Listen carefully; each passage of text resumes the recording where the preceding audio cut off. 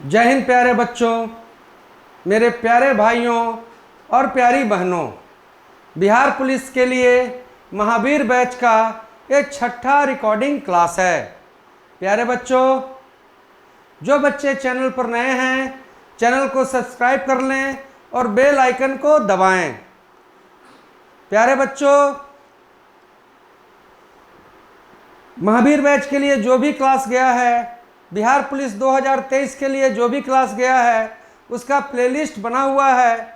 तो आप प्लेलिस्ट में जाएं और 1 नंबर से क्लास को देखना प्रारंभ करें। प्यारे बच्चों, आज जा रहा है आपका यार छठा क्लास।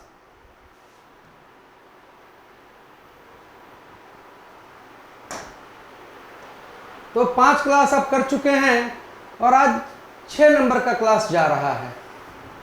कई बच्चे सेट लगा रहे हैं। बच्चों, अभी मात्र ये छठा क्लास है।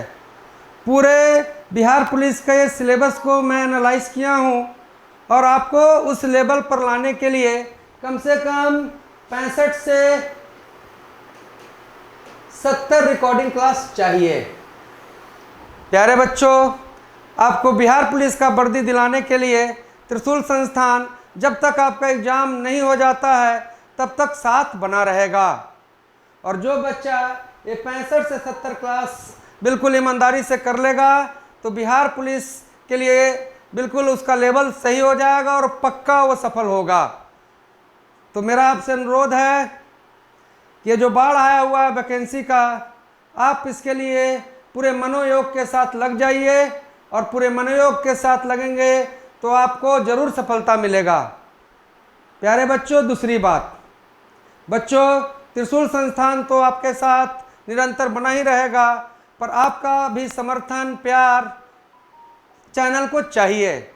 तो थोड़ा सा यार इसको जमकर शेयर किया कीजिए ताकि हम लोग और मोटिवेट होकर अभी जो 1 घंटा 10 मिनट का क्लास जा रहा है वो 2 घंटा 2.5 घंटा 3 घंटा और आपका साथ रहा तो उससे भी ज़्यादा, पर आपका साथ चाहिए। बच्चों, चलते हैं आज के पहले प्रश्न पर। और आज का पहला प्रश्न है कि वर्तमान में कितने देश के पास परमाणु बम है? 7, 8, 9, 10। बच्चों, वर्तमान में 9 देशों के पास परमाणु बम है। ये तो आप जानते ही हैं कि दुनिया में पहला परमाणु बम आपको 6 अगस्त 1945 ईस्वी को हिरोशिमा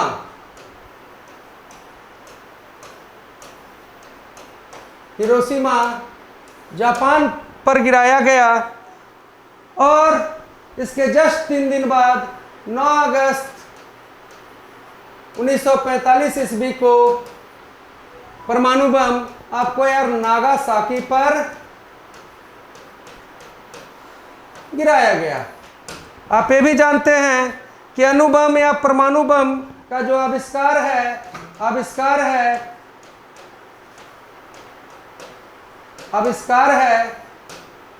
तो इसका आविष्कार करने वाले थे ऑटो हान। तो क्या क्या प्रश्न बना बच्चों कि परमाणु बम सबसे पहले हिरोशिमा 6 अगस्त 1945, 9 अगस्त 1945 को नागासाकी, आविष्कार करने वाले कौन? ऑटो हान। और जो हिरोशिमा पर बम गिराया गया था 6 अगस्त को, इसका नाम था यार लिटिल बॉय।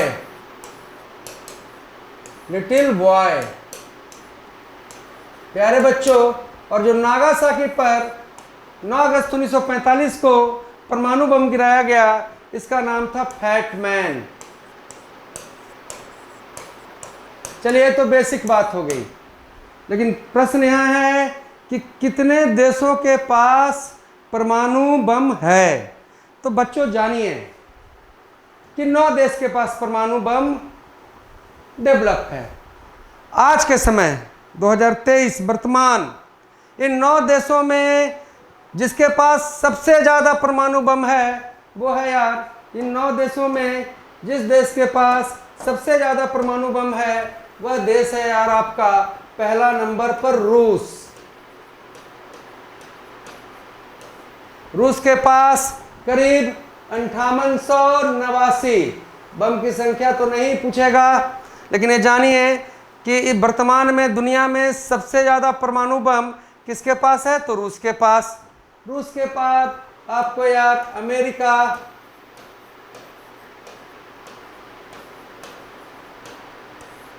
तीसरा नंबर पर ब्रिटेन,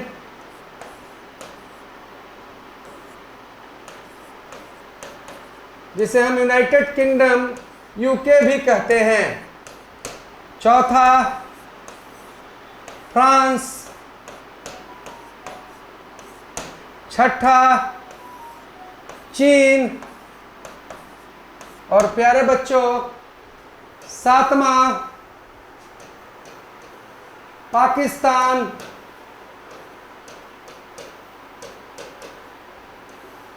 और आठवां इजराइल, सॉरी देखो ये पांचवा चीन, छठा पाकिस्तान, सातवां इजराइल, आठवां भारत, और नौवां उत्तर कोरिया।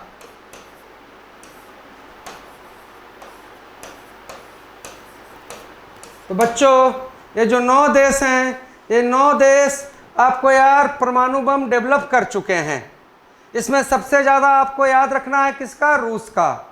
बच्चों भारत में वर्तमान में आपको यार 164 परमाणु बम है।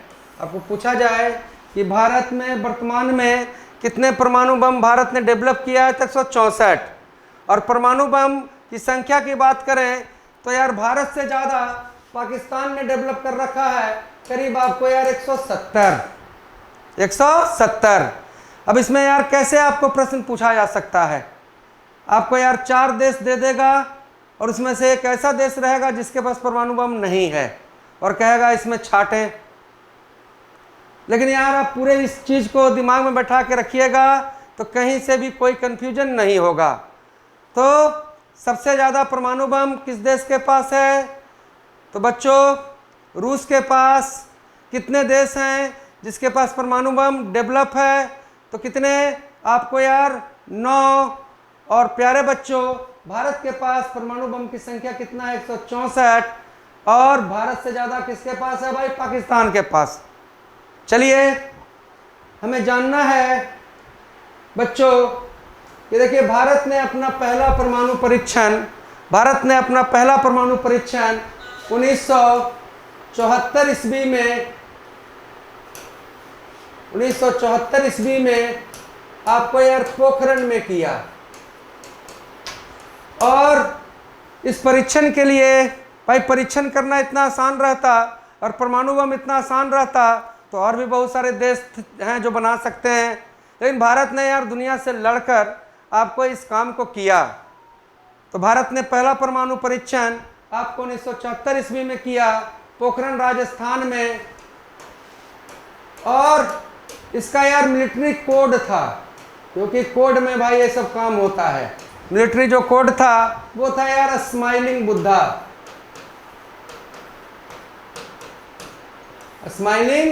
बुद्धा। और भारत ने उस समय प्रधानमंत्री हमारे कौन थे, पूछा जाए कि 1974 में प्रथम परमाणु परीक्षण के समय प्रधानमंत्री कौन थे, तो यार इंदिरा गांधी।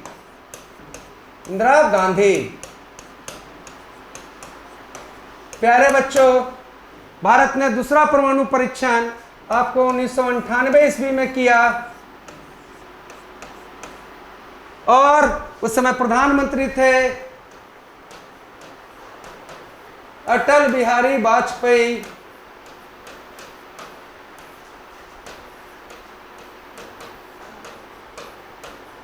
उस समय हमारे प्रधानमंत्री थे अटल बिहारी वाजपेयी।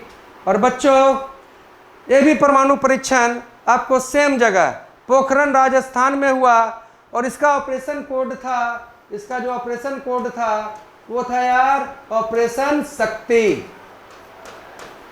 इसका जो ऑपरेशन कोड था वो था क्या? ऑपरेशन शक्ति। तो क्या क्या जाने?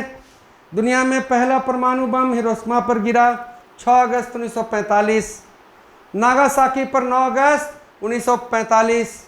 हिरोशिमा वाले बम का नाम था लिटिल बॉय, नागासाकी वाले बम का नाम था फैट मैन। प्यारे बच्चों, परमाणु बम को खोजा ऑटो हान। प्यारे बच्चों, 9 देशों ने परमाणु बम डेवलप किया है, जिसमें सबसे ज़्यादा रूस के पास, रूस, अमेरिका, ब्रिटेन, फ्रांस, चीन, हैं जी, पाकिस्तान, भारत, इजराइल और दक्षिण कोरिया।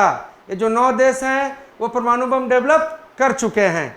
भारत के पास वर्तमान में परमाणु बमों की संख्या 164, पाकिस्तान के पास 170। और प्यारे बच्चों, भारत ने पहला परमाणु परीक्षण 1974 ईस्वी में पोखरण में किया और उसका नाम क्या था भाई? स्माइलिंग बुद्धा।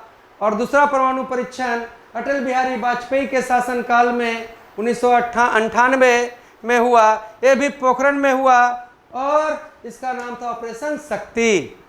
तो प्यारे बच्चों, जोश में आइए और उमंग के साथ। भाई अभी 6 क्लास हुआ है, मैं पूरा सिलेबस को एनालाइज कर रहा हूँ। 60 से 65 क्लास होते होते आपका लेवल बिल्कुल यार उस लेवल का कर दिया जाएगा, है ना। और 60-65 क्लास करने के बाद हम लोग यार 20 मिसलेनियस सेट करेंगे, प्रैक्टिस करेंगे, मैराथन करेंगे, जिसमें यार प्रीवियस ईयर का पूछा हुआ सेम टू सेम क्वेश्चन का डिस्कशन होगा। तभी जरा अपने बेस को मजबूत करते चलिए, और बेस मजबूत रहेगा तो उस पर बहुत ही सुंदर इमारत बनेगा।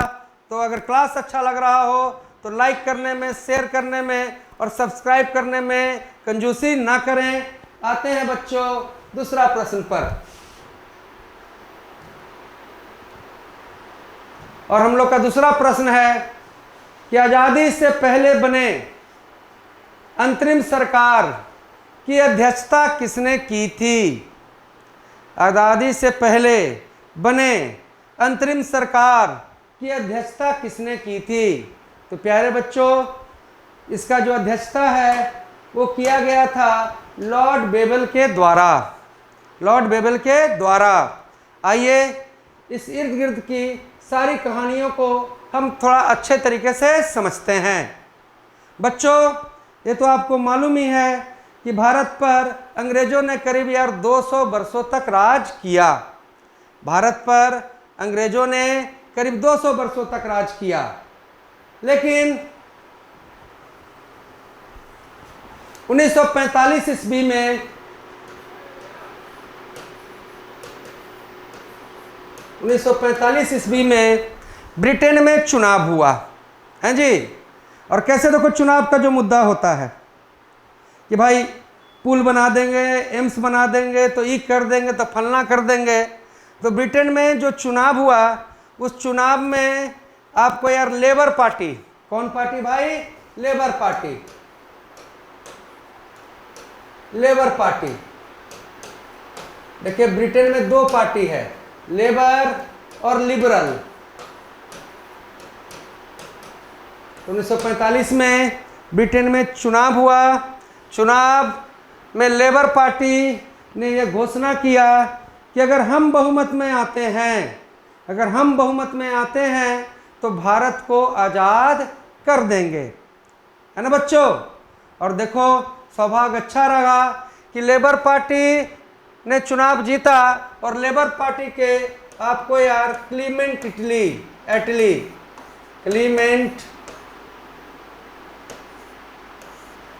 एटली चुनाव जीते और ब्रिटेन के प्रधानमंत्री बने। तो क्या जाने आप, 1945 ईस्वी में ब्रिटेन में चुनाव हुआ।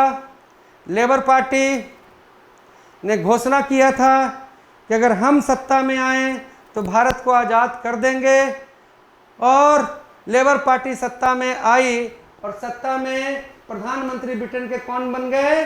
क्लीमेंट एटली। कौन बने बच्चों? क्लीमेंट एटली। देखिए क्लीमेंट एटली से पहले, इनसे पहले जो प्रधानमंत्री थे वो थे यार विंस्टन चर्चिल, विंस्टन चर्चिल।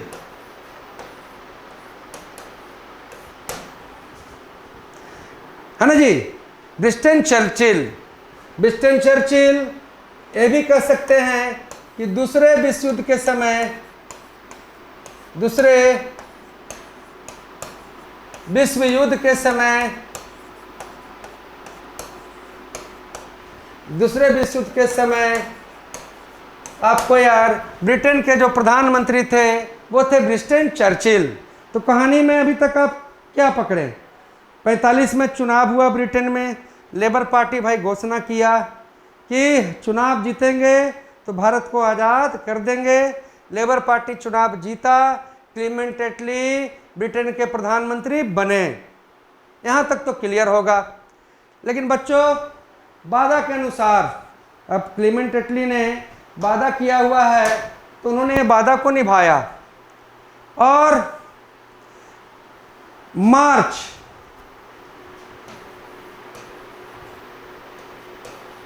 1946 में उन्होंने डेवलप किया कैबिनेट मिशन।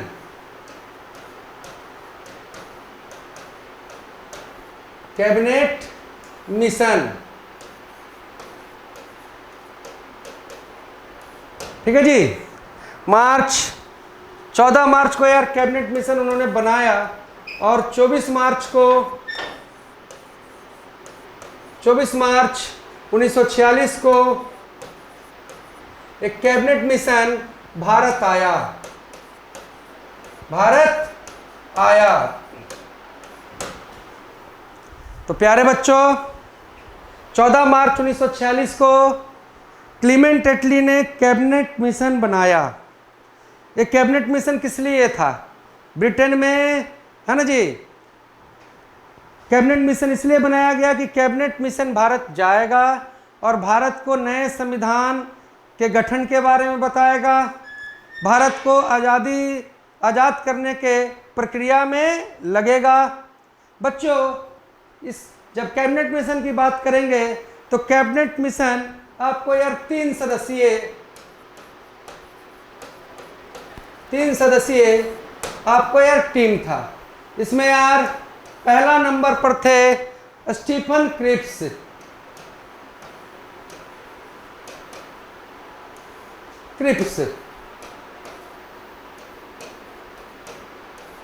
दूसरा पैथिंस लॉरेंस,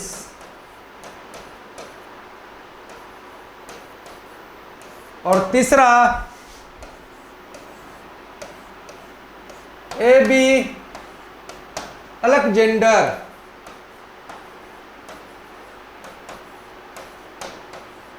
तो याद रखेंगे कि कैबिनेट मिशन में 3 सदस्य थे, स्टीफन क्रिप्स, पैथिंस लॉरेंस और एबी अलेक्जेंडर। इन तीनों को आपको यार क्लीमेंट एटली ने कहाँ भेजा? भारत। और भारत तक कब पहुँचे? 24 मार्च 1946। कब पहुँचे बच्चों? 24 मार्च 1946। चीज़ों को आप सही ढंग से समझते चलिए। देखिए भाई कैबिनेट मिशन में जो भाई अध्यक्षता किए, जो अध्यक्ष बने वो कौन थे? पैथिंस लॉरेंस। देखिए भाई मैंने वादा किया है कि 60 से 65 क्लास होते होते बिहार पुलिस के लेवल पर मैं आपको ले आऊँगा। मैं पिछले 10 साल का सारा प्रश्न देखा हूँ और उसको एक तरीका से ही आपको डेवलप करके वहाँ तक पहुँचाया जा सकता है। अभी तो यार 5% भी नहीं हुआ है। बस आपका सपोर्ट और प्यार चाहिए। देखिए बिल्कुल आप सफल होंगे। और एक काम आप जरूर कीजिए कि 1 नंबर से जो क्लास है, जो क्लास जैसे चलता जा रहा है उस हिसाब से क्लास को देखकर अपने मन से आप नोट्स बनाइए। तो कैबिनेट मिशन में जान गए बच्चों देखिए इधर। अब कैबिनेट मिशन भारत आया है ना जी।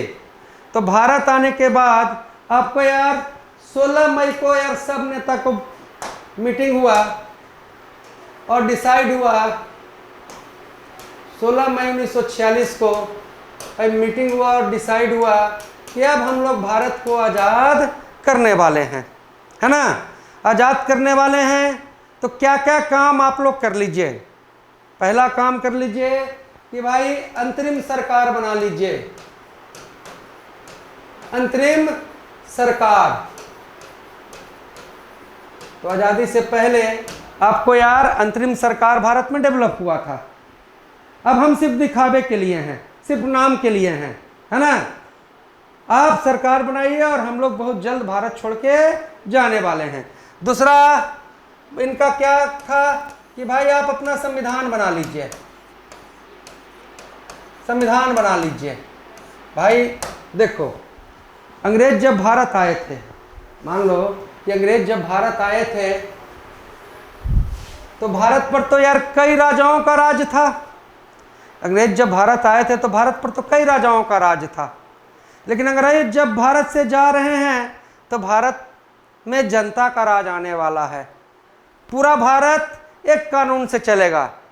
पहले सिस्टम क्या था कि भाई हैदराबाद रियासत है, उसका अलग कानून है, मुगल का अलग कानून है, तो उधर अलग कानून, बंगाल अलग कानून। अब जब अंग्रेज भारत छोड़ के जा रहा है तो पूरे भारत के लिए एक कानून होना चाहिए। और ये जो कानून जो है, कानून का जो पुस्तक है वो ये क्या है? संविधान। अब बताइए कि आपके यार गांव के लिए ही कोई कानून बनाना रहे, मान लीजिए कि आपके गांव के लिए कोई कानून बनाना रहे और कोई एक आदमी बना दे तो निश्चित तौर पर उस कानून को कोई नहीं मानेगा। लेकिन हर एक टोला से एक एक प्रबुद्ध आदमी को लाया जाए और गांव के वैसे 20 प्रबुद्ध आदमी मिलकर, व्यक्ति मिलकर गांव के लिए अगर कोई कानून बनाते हैं तो वो कानून चलेगा। और एक कानून बनाना है पूरे देश के लिए, पूरे देश के लिए, है ना जी। तो भारत में निर्धारित हुआ कि हर 10 लाख पर, हर 10 लाख पर, 10 लाख पर भाई संविधान सभा में एक सदस्य चुना जाएगा। अब इसका वोटिंग डायरेक्ट जनता नहीं करेगा, जनता का जो प्रतिनिधि पहले से हैं वो करेंगे। मतलब कैसे चुनाव होगा? अप्रत्यक्ष रूप से।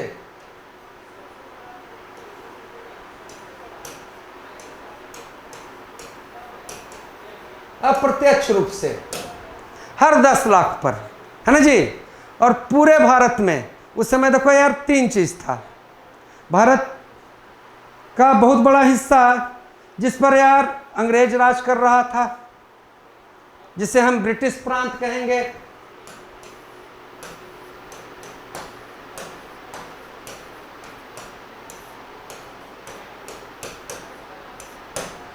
प्यारे बच्चों, बहुत सारे राजा की रियासत थी।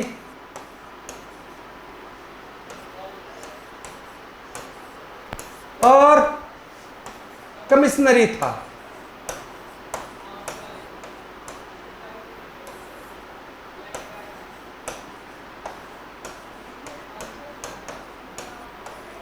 और कमिश्नरी था। तो देखिए भाई, ब्रिटिश प्रांत के लिए आपको यार 292 सीट डिसाइड हुआ। ब्रिटिश जितना जगह पर रूल कर रहा था वहां से 200, संविधान सभा में 292 सदस्य चुने गए। रियासत से 73 और कमिश्नरी यार 4 थे, तो 4 कमिश्नरी हैं, तो कमिश्नरी से 4 और टोटल संविधान सभा में सदस्यों की संख्या आपको यार प्रारंभिक कितनी थी? 389। समझ में आया कि नहीं आया? टोटल कितने सदस्य मिलकर संविधान बनाने वाले हैं? 389। और ये जनता द्वारा चुने गए हैं, जनता द्वारा चुनकर आए 389 सदस्य। अब इसमें क्या क्या चीज याद रखना है बच्चों? पहला चीज,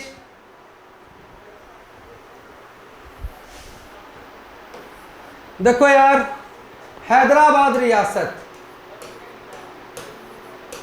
हैदराबाद रियासत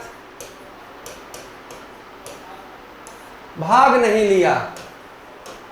हैदराबाद रियासत भाग नहीं लिया। पूछेगा कि संविधान सभा में भारत का कौन सा रियासत भाग नहीं लिया, तो आप कहिएगा हैदराबाद रियासत का कोई भी सदस्य भाग नहीं लिया। और सबसे ज़्यादा चुनकर जिस रियासत से संविधान सभा में शामिल हुए वो था यार मैसूर। मैसूर रियासत से सर्वाधिक आपको यार 7 सदस्य चुने गए, 7 सदस्य। बाबू अब देखो यार, ये हमारा संविधान बनने का प्रक्रिया हो रहा है, क्योंकि पूरे देश के लिए जो चीज़ बन रहा है तो अकेले तो कोई यार डिसाइड नहीं कर सकता है। लेकिन क्या अंग्रेज भाई हमको आज़ाद कर दिया? कि आज़ादी की चेष्टा तो हमारे अंदर पहले से ही थी, पहले से ही थी। हमारे अंदर पहले से ही विचार था कि हमारा देश आज़ाद हो और हमारे देश का एक संविधान हो, और इस संविधान बनेगा संविधान सभा से। तो देखो यार, ये जो सबसे पहले ऐसा बात जिनके दिमाग में आया वो था यार, वो थे बाल गंगाधर तिलक। 1895 ईस्वी में, ध्यान देंगे, 1895 ईस्वी में स्वराज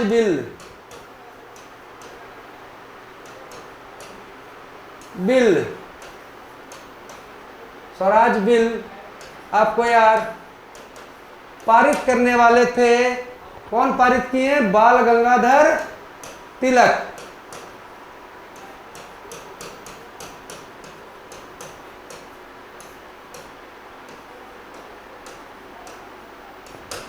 (1895) में स्वराज बिल कौन पास किए? बाल गंगाधर तिलक। और उन्होंने मांग किया कि भाई हमको संविधान बनाना है और इसके लिए संविधान सभा डेवलप होना चाहिए, ऐसा विचार इनके मन में आया। प्यारे बच्चों, 1922 ईस्वी में यही बात गांधी जी बोले। 1922 ईस्वी में ये सेम बात आपको कौन कहें? तो गांधी जी। 1924 ईस्वी में 1924 ईस्वी में ये जो सेम बात है वो आपको कहें मोतीलाल नेहरू।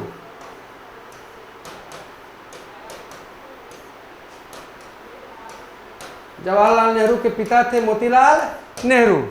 तो भाई संविधान बनाने के लिए हमारे नेताओं के मन में, हमारे स्वतंत्रता सेनानियों के मन में विचार पहले से ही चल रहा था।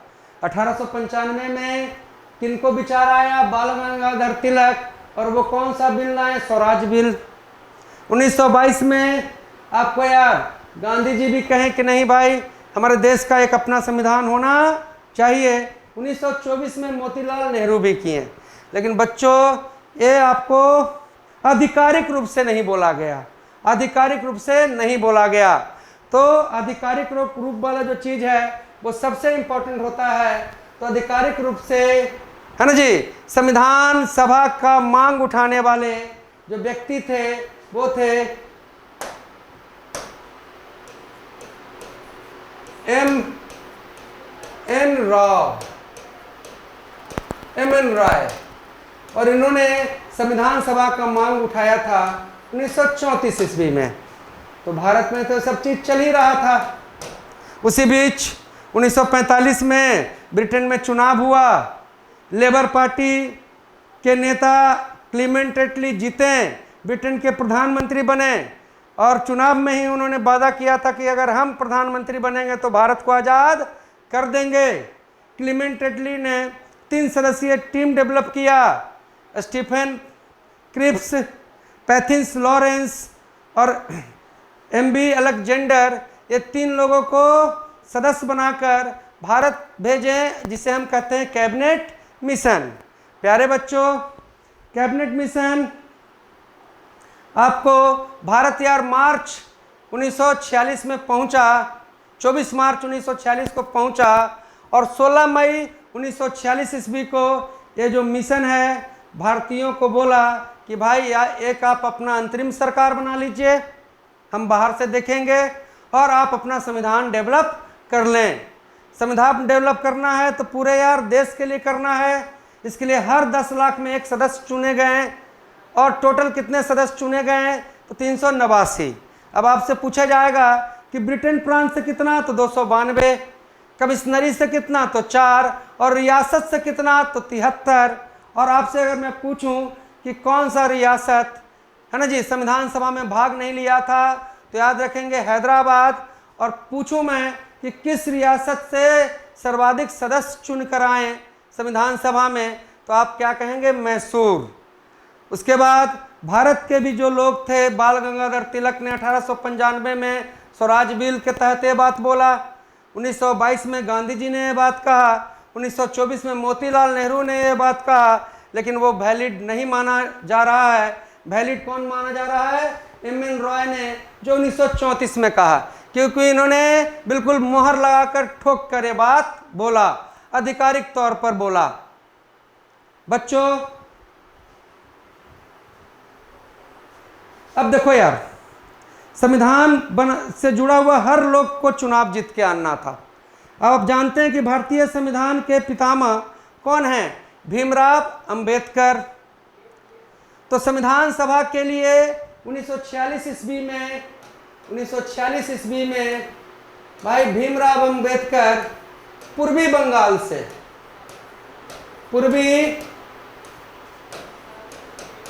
से चुनाव जीत कर आए।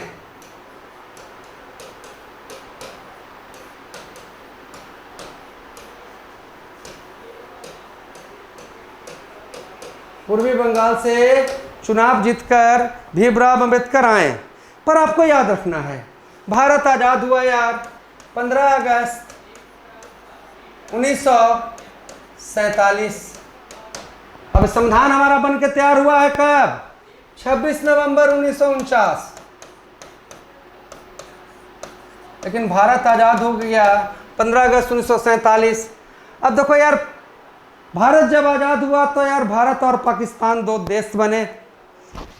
वर्तमान जो पाकिस्तान आप देख रहे हैं है ना जी, वो तो पाकिस्तान था ही, लेकिन यार पूर्वी बंगाल को भी पाकिस्तान में शामिल कर दिया गया।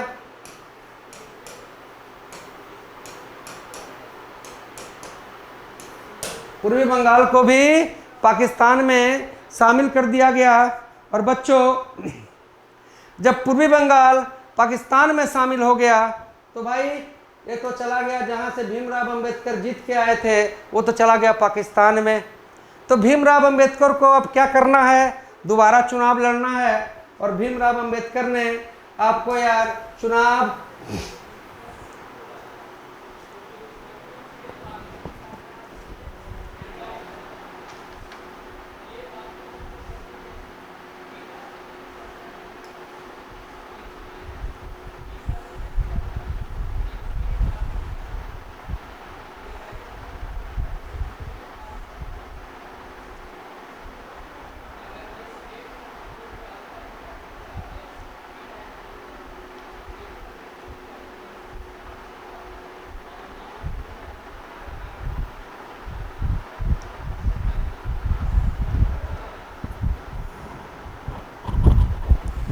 प्यारे बच्चों, भीमराव अंबेडकर को अब फिर से चुनाव लड़ना है। और भीमराव अंबेडकर ने ये चुनाव लड़ा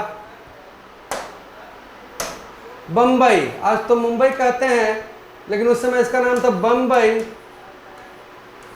प्रेसिडेंसी। और भीमराव अंबेडकर के लिए बम्बई प्रेसिडेंसी का जगह खाली कर दिए। कौन भाई, तो M.R.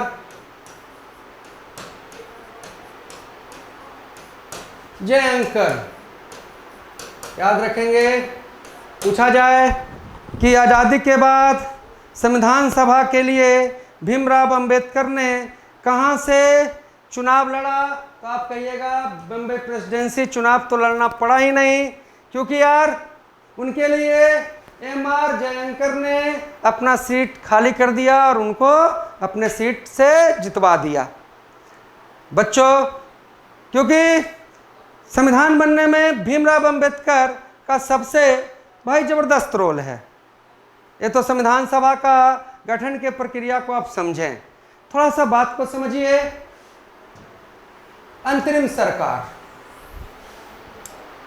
अंतरिम सरकार। भाई इसका गठन हुआ था 2 सितंबर 1946 ईस्वी में, और उस समय हमारे देश में वायसराय थे लॉर्ड बेबल, लॉर्ड बेबल। और भाई लॉर्ड बेबल इसके क्या बने, तो अध्यक्ष। और अंतरिम सरकार में भाई उपाध्यक्ष बने थे जवाहरलाल नेहरू, जवाहरलाल नेहरू। प्यारे बच्चों, जो अंतरिम सरकार बना, इस अंतरिम सरकार को मुस्लिम लीग ने समर्थन नहीं दिया। शुरुआती दौर में मुस्लिम लीग का समर्थन इसके साथ नहीं था, लेकिन लॉर्ड बेबल के मान मनोवल के बाद 26 अक्टूबर है ना जी, 26 अक्टूबर 1946 ईस्वी को मुस्लिम लीग भी इसमें शामिल हुआ। और मुस्लिम लीग शामिल हुआ तो मुस्लिम लीग का सिर्फ और सिर्फ जो उद्देश्य ये था कि भारत और पाकिस्तान भाई 2 अलग देश बने धर्म के नाम पर। उनका मुख्य उद्देश्य यही था। प्यारे बच्चों, इवन आपको यार पूर्वी बंगाल का जो इलाका था, पूर्वी जो बंगाल का जो इलाका है ना जी, इसमें मुस्लिम लीग ने अपना सरकार बना दिया। पूर्वी बंगाल का जो इलाका है इसमें मुस्लिम लीग ने अपना सरकार बना लिया। और उनके सरकार में जो यार अध्यक्ष थे वो थे यार एच.एम.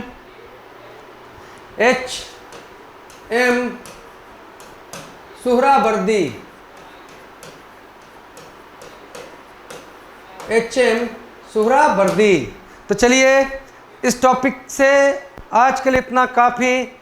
अगला जो टॉपिक आएगा उसमें हम लोग डिस्कस करेंगे कि कैसे कैसे हमारा संविधान डेवलप हुआ, कौन कौन लोग का क्या क्या रोल था, और आगे इसके।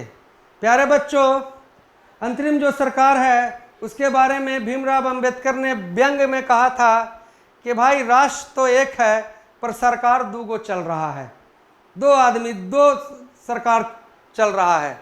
भैया एक राष्ट्र पर में जब 2 सरकार चलेगा तो सरकार क्या होगा, फ्लॉप। तो ये अंतरिम सरकार भी जो था वो कोई ज़्यादा मतलब हिट करने वाला सीन नहीं था, ये फ्लॉप रहा। प्यारे बच्चों, नोट्स इसका पक्का बनाएंगे। और आइए, वर्तमान में भारत में किस राज्य में सबसे अधिक जल निकाय है, तो दिमाग में सेट कर लीजिए कि भारत में वर्तमान में सर्वाधिक जो जल निकाय है वो पश्चिम बंगाल में है। पश्चिम बंगाल में आते हैं आगे बच्चों, किस रंग में आवृत्ति सबसे ज़्यादा होगा, किस रंग में आवृत्ति सबसे ज़्यादा होगा। तो थोड़ा सा बस सब्र कीजिए, ये आवृत्ति तरंग दैर्घ्य का मामला अच्छा से समझ लीजिए। देखिए, बैगनी, जामुनी, आपका यार नीला, हरा, पीला, नारंगी और लाल हमारे दृश्य प्रकाश के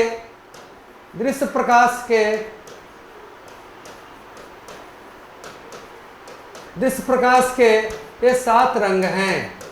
कौन कौन रंग, बैगनी, जामुनी, नीला, हरा, पीला, नारंगी और लाल। प्यारे बच्चों, दृश्य प्रकाश के बारे में सबसे पहले बताने वाले थे न्यूटन। दृश्य प्रकाश के बारे में सबसे पहले जानकारी कौन दी है, न्यूटन। अब ध्यान देना है, मैंने जो एक क्रम लिखा है, बैगनी, जामुनी, नीला, हरा, पीला, नारंगी, लाल।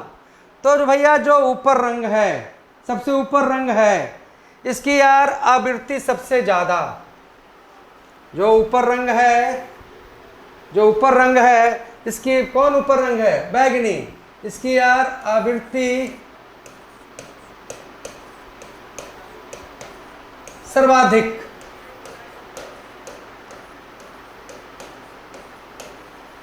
और बच्चों जिसका यार आवृत्ति सबसे ज्यादा होता है उसमें यार ऊर्जा भी सबसे ज्यादा होगा। ऊर्जा भी, जिसमें आवृत्ति सबसे ज्यादा होगा उसमें यार ऊर्जा भी आपको क्या है? ज्यादा होगा। जिसमें यार आवृत्ति सर्वाधिक होगा उसमें ऊर्जा भी सर्वाधिक होगा और विचलन भी, डिफ्लेक्शन भी, विचलन भी सर्वाधिक होगा।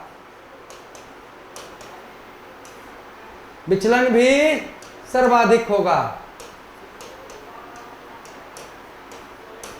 अब ध्यान दें यहां से, जैसे जैसे इस क्रम में हम लोग नीचे जाएंगे तो आवृत्ति कमते जाएगा, आवृत्ति कमते जाएगा तो ऊर्जा भी कमते जाएगा, विचलन भी कमते जाएगा। और एक चीज आप दिमाग में इसको सेट कर लें, जिस चीज की आवृत्ति ज़्यादा होगी उसका यार तरंग दैर्घ्य कम होगा। तरंग दैर्घ्य जो है आवृत्ति से अपोजिट चलता है। तो बैगनी की आवृत्ति सर्वाधिक, बैगनी में ऊर्जा सर्वाधिक, बैगनी में यार विचलन सर्वाधिक, मतलब बैगनी पूरा रईस है ना।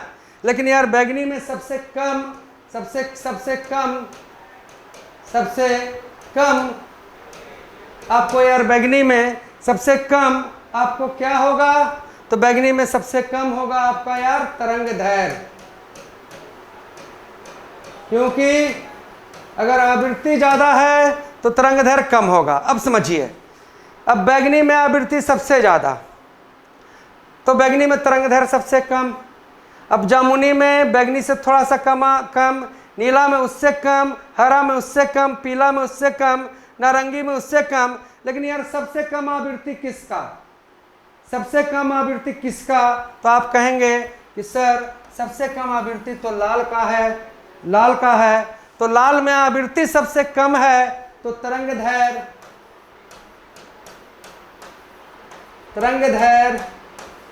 क्या होगा? सबसे ज्यादा। लाल में आवृत्ति सबसे कम है तो तरंग दैर्घ्य क्या होगा? सबसे ज्यादा। अब देखिए भाई, बैगनी की आवृत्ति सबसे ज्यादा, बैगनी में ऊर्जा सबसे ज्यादा, बैगनी में विचलन सर्वाधिक, लेकिन लाल में तरंग दैर्घ्य तो ज्यादा है, लेकिन यार ऊर्जा, आवृत्ति और विचलन के मामले में जो सबसे कमजोर रंग है वो कौन सा रंग है बच्चों? तो लाल। समझे? विचलन, आवृत्ति और ऊर्जा में सबसे गरीब कौन? लाल। लेकिन तरंग दैर्घ्य में अभी अमीर कौन? तो लाल। और बैगनी खाली यार तरंग दैर्घ्य में गरीब है, बाकी सब में बैगनी बिल्कुल यार अपने चरम पर है।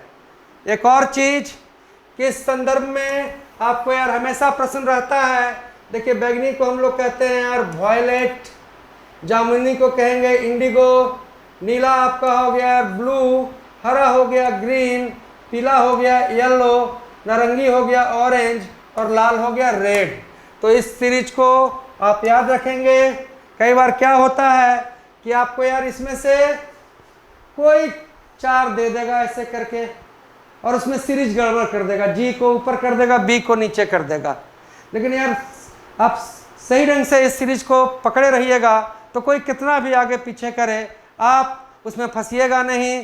तो प्यारे बच्चों, पूरे मनोयोग के साथ आप अपने आप को ठान लीजिए कि जीतना है तो जीतना है। मेरा ये पसीना बर्बाद नहीं होना चाहिए और आपका तमन्ना और सपना भी बर्बाद नहीं होना चाहिए। और जब ठान लीजिएगा तो आप पक्का मंजिल पर पहुंचिएगा। दूसरी बात, अभी जो आपका यहाँ से लेकर मार्च तक का जो समय है, ये भाई ऐसा समय विद्यार्थियों को ना हर 5 साल में एक बार मिलता है। अभी मार्च तक आपको विभिन्न वैकेंसी देखने का मौका मिलेगा। आपको एसएससी जीडी का भी बाहर मिलेगा, आरपीएफ का भी मिलेगा। देखिए बिहार पुलिस आया हुआ है और यूपी पुलिस में भी 54,000 वैकेंसी आ चुका है। तो जो बच्चा ये 9 महीना सीरियसली रहेगा वो बच्चा यार कहीं ना कहीं ज़रूर सेट हो जाएगा।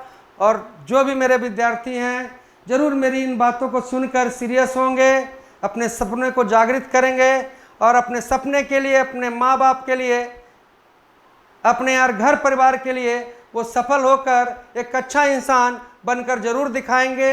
तो चलिए बच्चों आते हैं नेक्स्ट प्रश्न पर।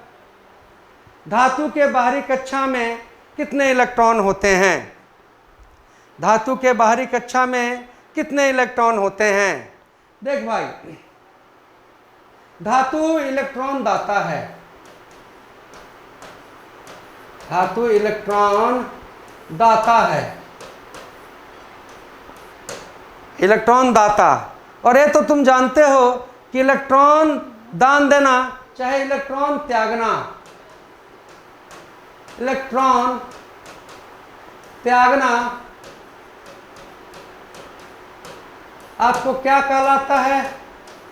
ऑक्सीकरण, ऑक्सीकरण। तो ये चीज तो आप समझें कि ऑक्सीकरण की क्रिया भाई कौन करेगा? धातु। अबे जंग लगना ऑक्सीकरण, तो कहाँ जंग लगेगा? धातु में। तो धातु क्या करता है? इलेक्ट्रॉन त्यागता है, समझिए बात को। और इलेक्ट्रॉन त्यागना क्या? ऑक्सीकरण। प्यारे बच्चों देखिए, जो भी बाहरी कक्षा में जो इलेक्ट्रॉन होते हैं, बाहरी कक्षा में जो इलेक्ट्रॉन होते हैं उसे हम लोग कहते हैं यार संयोजी इलेक्ट्रॉन, संयोजी इलेक्ट्रॉन। बाहरी कक्षा में जो इलेक्ट्रॉन हुए हैं वो क्या हो गए? संयोजी इलेक्ट्रॉन। जो इलेक्ट्रॉन बाहरी कक्षा में रहते हैं उन्हें यार अपने सेटलमेंट के लिए, हर आदमी सेटल होना चाहता है, आपको नौकरी चाहिए है ना जी, और इलेक्ट्रॉन को भाई सेटल होना है, स्थायी होना है, परमानेंट होना है। तो सेटल होने के लिए भाई अष्टक बनाना पड़ेगा, अष्टक चाहिए।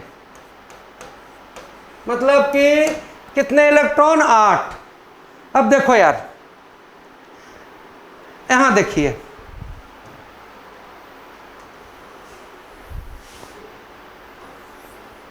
अगर परमाणु का नाभिक मैं आपको बताया हूं प्रोटॉन प्लस न्यूट्रॉन। मान लो कि यार बाहरी कक्षा में है ना, पहला में तो यार 2 ही लेवल है, चलिए इधर वाले में आ जाइए कि बाहरी कक्षा में यार 1 इलेक्ट्रॉन है ना, 1 इलेक्ट्रॉन है, अष्टक बनाना है, 8 को पूरा करना है। इसके पास सिचुएशन है कि भाई 7 ले लें और नहीं तो 1 त्याग दें। क्या आसान इसके लिए रहेगा? 7 खोजना है, कहाँ कहाँ से खोजें, मिलेगा कि नहीं मिलेगा, पर त्यागना तो आसान है। तो ये किस चीज़ में बिलीव करेगा? त्यागने में। मतलब कि इलेक्ट्रॉन त्याग रहा है। भैया अगर 2 इलेक्ट्रॉन रहेगा तो 2 त्याग देना है और 6 लेना है। कोई भी हार्ड काम नहीं करना चाहता है, वो 2 त्यागने में ही विश्वास रखेगा। 3 इलेक्ट्रॉन है, 3 इलेक्ट्रॉन है तो बच्चों 3 त्यागना है और 5 लेना है।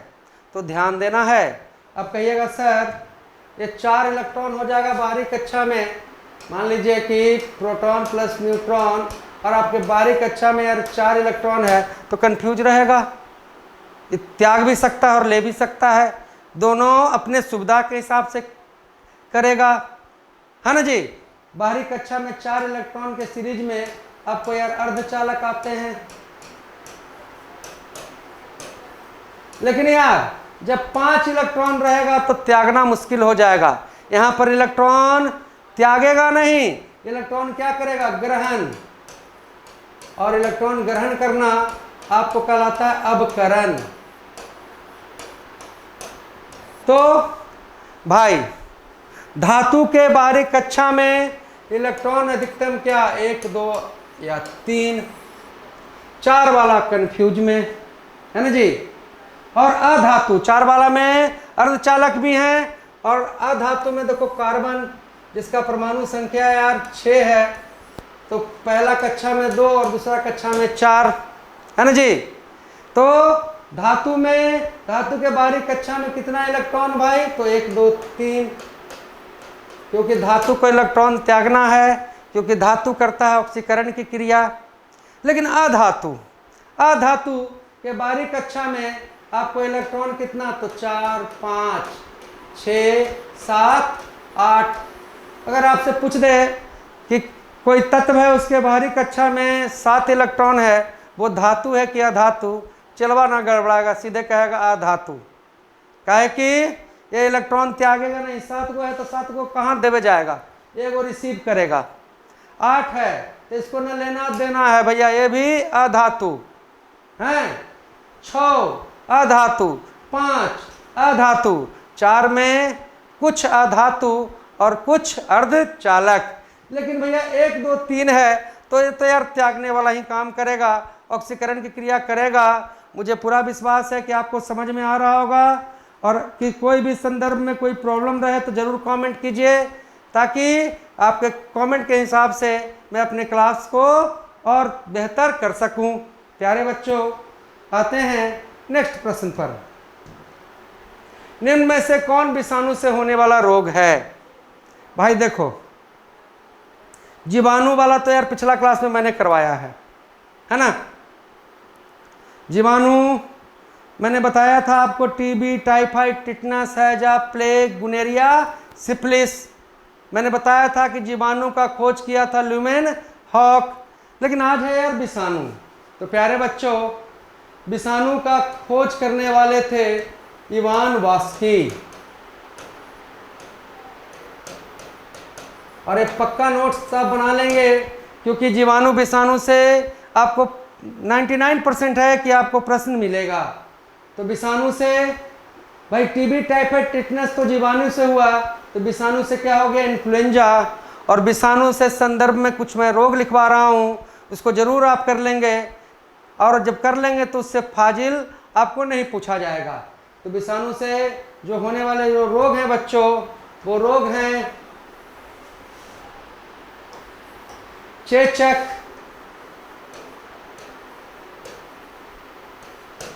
एड्स, पोलियो, खसरा,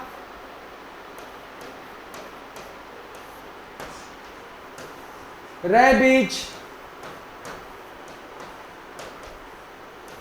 गलसुआ। बच्चे लोग को गला सूज जाता है, गलसुआ।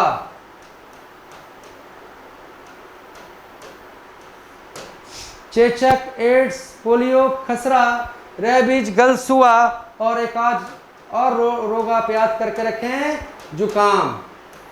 क्लास का पैटर्न तो आप लोग समझ रहे हैं कि सोमवार से लेकर आपको शुक्रवार तक रिकॉर्डिंग क्लास जाएगा, और शनिवार को जो आपका पीछे गया हुआ है, मान लीजिए क्या 6ठा क्लास है, कल 7वां हो जाएगा, और शुक्रवार को क्या हो जाएगा, 8वां। तो 8 क्लास से मैं फिर क्वेश्चन 50-60 सेट करूंगा, और उसका टेस्ट आपको यार शनिवार को लाइव होगा। उस टेस्ट में अगर आप अच्छा परफॉर्म करते जा रहे हैं तो आप समझिएगा कि धीरे धीरे आपका लेवल बनते जा रहा है। प्यारे बच्चों, आप सभी को बहुत बहुत प्यार। जय हिंद, जय भारत।